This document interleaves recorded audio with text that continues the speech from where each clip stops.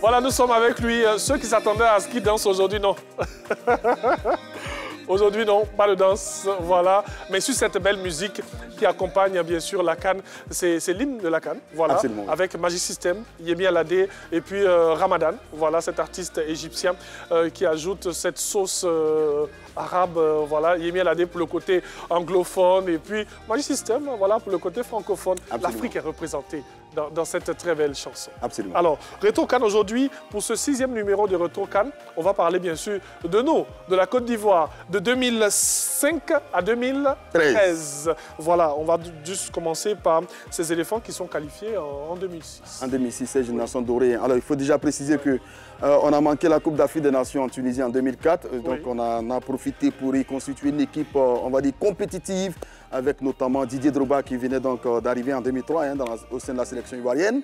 Vous avez également les ex-académiciens, Yaya Touré, Kopa Bari, Aruna Dendane et tous ceux-là qui rejoignaient également la sélection, Baki et tout le monde. Donc, c'était une équipe compétitive, coachée donc par le Français Henri Michel. Et c'est comme ça qu'on s'envole pour l'Égypte, pour la CAN 2006 en Égypte.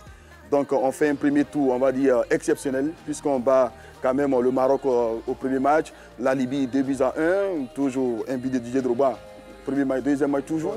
On s'incline 3-1 face à l'Égypte, on se qualifie pour les quarts de finale, on affronte qui? Le Cameroun de Samuel Eto'o à l'époque. Vous vous souvenez de ce match-là? 2006, c'était une année. Hein? Un but partout, au terme du temps réglementaire, ça va se jouer donc au tir au but. Tout le monde tire, on reprend. Samuel Eto'o se présente devant Jacques Tizier. Qu'est-ce qui va se passer? On va suivre cette séquence. Vous ne voulez pas qu'on suive cette séquence-là? Allons-y, allons-y. On l'appelle tellement souvenir. On y va. Eto'o face à Jean-Jacques Tizier. C'est un duel. Tizier avait gagné son duel face à Eto'o au cours du match. Eto'o, il a les airs. Il rate, mais c'est pas fini. Hein. Attention à votre micro. Je vous laisse nous annoncer que nous sommes qualifiés. Didier Drogba, il s'avance. Didier, terminé. La Côte d'Ivoire est en demi-finale.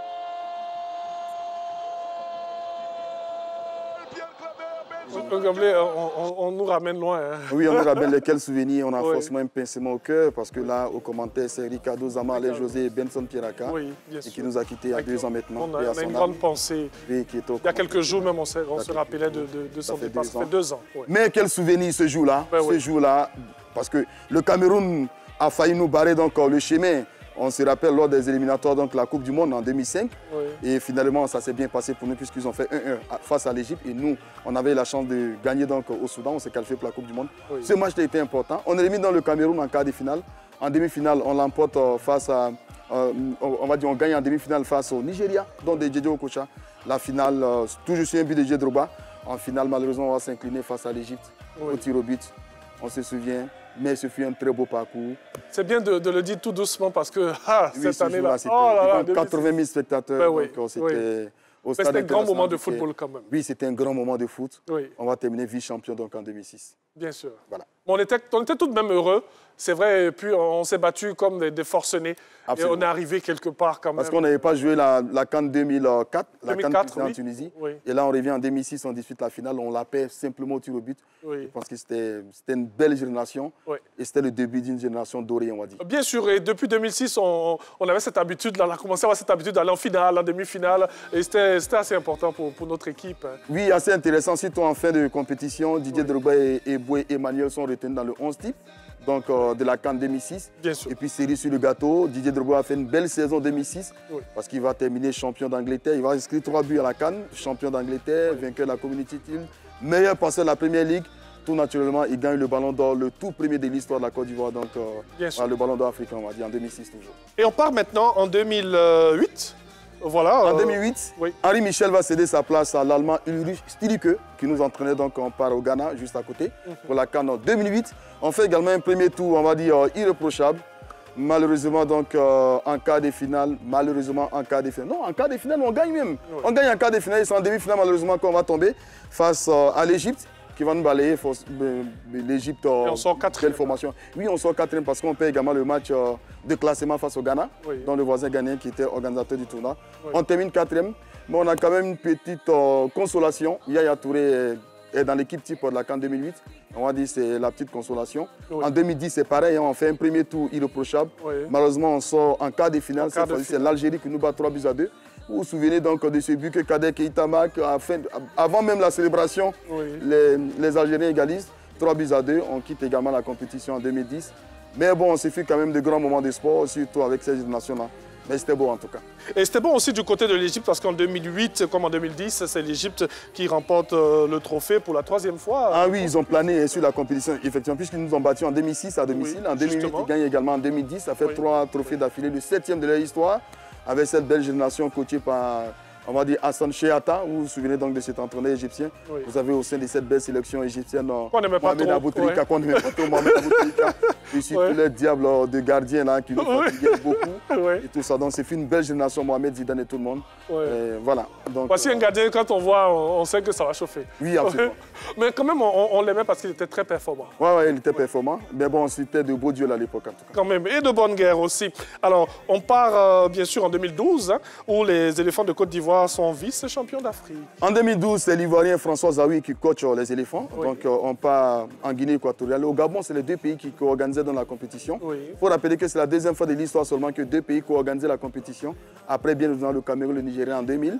On dépose dans nos valises pour la 20e fois, donc c'était la 20e participation de la Côte d'Ivoire en Coupe d'Afrique des Nations, en Guinée équatoriale. Ça se passe bien pour nos premiers tours. Là, vous voyez le doublé de Didier Drogba face à la Guinée équatoriale, pays co-organisateur de la compétition, 3-1. En demi-finale, on va également briller. Vous vous souvenez de ce but, ce slalom donc, de Kwasi Yao Gervino qui prend le ballon depuis le milieu de terrain et qui va marquer face au Mali. Donc on gagne 1-0 en demi-finale et en finale, malheureusement 0-0 thème du temps réglementaire. Toujours les prolongations 0-0 et on perd au tir au but face à la Zambie. Oui. Ce jour-là, c'était difficile pour nous. Après, c'était que Didier Drogba avait manqué un pénalty donc, au cours du match. Oui. C'est très très difficile ce jour-là en 2012.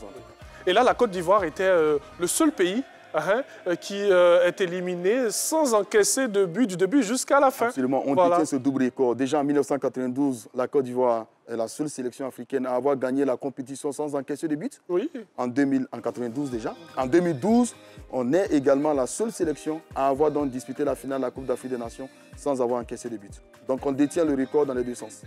Alors, on poursuit et on va presque terminer. La Côte d'Ivoire a été quart de finaliste en Afrique du Sud en 2013. En 2013, c'est le Français Sabri Lamouchi qui prend donc le contrôle l'encadrement technique des éléphants, effectivement. C'était de côté de l'Afrique du Sud.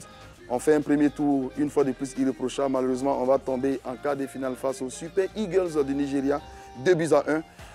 C'était la dernière compétition, la dernière Coupe d'Afrique des Nations disputée par le capitaine emblématique des éléphants, Didier Drogba. Oui. C'était sa dernière CAN avec les éléphants.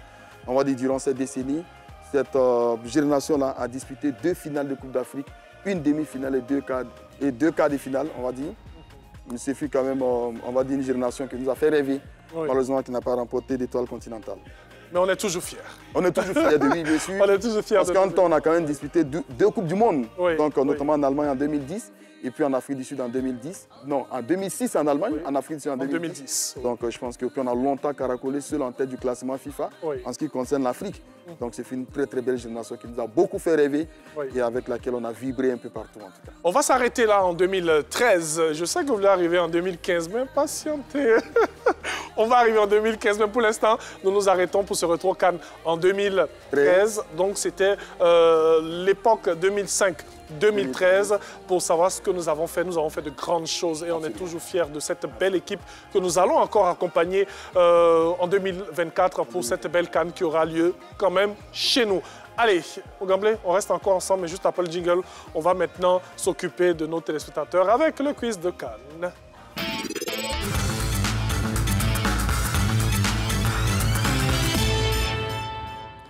Sachez que c'est tout simplement un seul numéro que nous vous donnons et sachez que vous devez nous envoyer que des SMS. Sachez que vous ne devez pas nous appeler 07 48 75 44 76 pour la question du jour. Le quiz de CAN. Quiz de CAN. Oui. C'est une question qui est, on va dire, relativement facile pour ceux qui nous ont suivis. Alors on va demander à nos téléspectateurs quelles sont les 2 éditions de la Coupe d'Afrique des Nations au cours desquelles la Côte d'Ivoire est arrivée en finale sans avoir encaissé de but.